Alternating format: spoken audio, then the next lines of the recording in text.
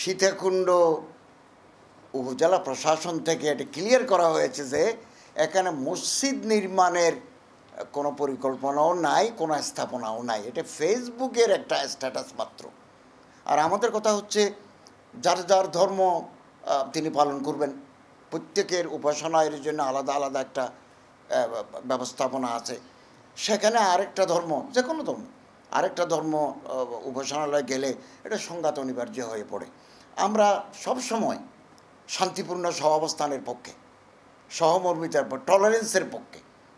তো যেহেতু চন্দ্রনাথ সীতাকুণ্ড এই এলাকায় প্রতি বছর পুণ্যার্থীরা আসেন দেশ বিদেশ থেকে, এটার স্যাংটিটি, এটার পুণ্যার্থীগণ যাতে শান্তিপূর্ণভাবে তারা শ্রদ্ধা জানাতে পারেন, এই ব্যাপারে আমাদের গভর্নমেন্ট অত্যন্ত তৎপর। সাম্প্রদায়িক সম্প্রীতি বিনষ্ট হয় এরকম কোনো বিতর্কিত পদক্ষেপ আমরা নিতে দেব না। মসজিদ যদি কারো তৈরি করতে হয় তাহলে তো মুসলিম পপুলেটেড এরিয়া আছে, চন্দ্রনাথের পাহাড়ের উপরে মসজিদ বানাতে যাবে, ওখানে নামাজ পড়তে যাবে কে? এটা আসলে গুজব, এটার কোনো ভিত্তি নাই।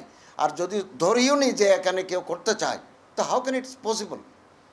ওখানে তো যাবে সনাতন ধর্মের লোকেরা, তো মসজিদে নামাজ পড়তে যাওয়া কোনো মুসলমান পাবে কোথায় আপনি? অতএব এটা একটা ভুয়া, একটা গুজব, এটা হচ্ছে একটা মানুষকে বিব্রত করা।